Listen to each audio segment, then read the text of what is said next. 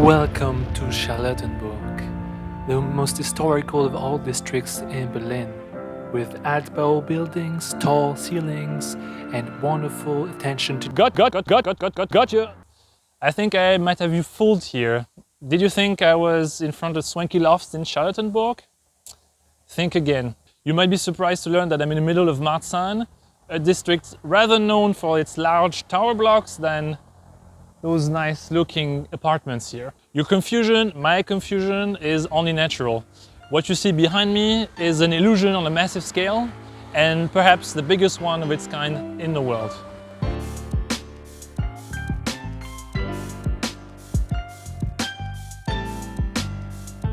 Tucked away in the northeast, the district of Hellersdorf-Marzahn doesn't get as much love as the other districts in Berlin.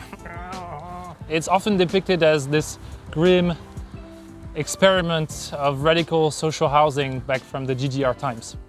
While there's more than just tower blocks in Marzahn, it's true that it's a bit hard to find patches of humanity in this grey urban jungle.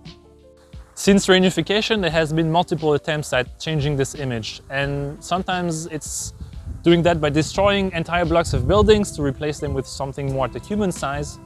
But in this case, another solution was preferred in the shape of the biggest makeover the world had ever seen in 2008.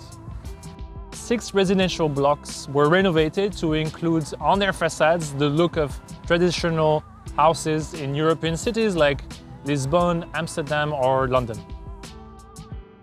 This kind of illusion is called trompe-l'œil, from the French to fool the eye, and it's recreating details of the facades, like balconies and stuff, but it's also inserting lively details like cats playing around, pigeons, plants. You can even spot fake residents looking out their windows, yelling at each other, probably about not sorting garbage properly or something. I'm very impressed by the amount of detail on the facade. It's impressive from afar, but it's equally as impressive from up close as well. And it's easy to get an idea of what it looked like before if you go on the side street. I can quickly give you a before and after shot. We have a painted building here, and here a perfectly normal one. At the time, it seems to have been the biggest mural in the world, but I found conflicting information about this online.